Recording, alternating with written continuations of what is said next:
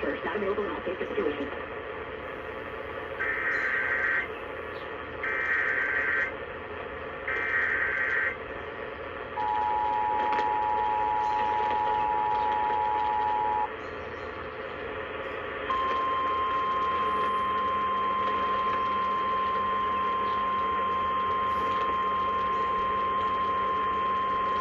Flash flood warning.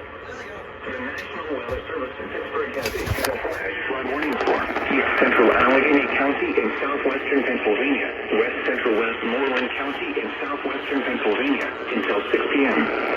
At 3 p.m., Doppler radar indicated thunderstorms producing heavy rain across the warned area. Between 0.5 and 1.5 inches of rain have fallen. The expected rainfall rate is 0.5 to 1 inch in 1 hour. Flash flooding is ongoing or expected to begin shortly. Hazard, flash flooding caused by thunderstorms. Source, radar indicated.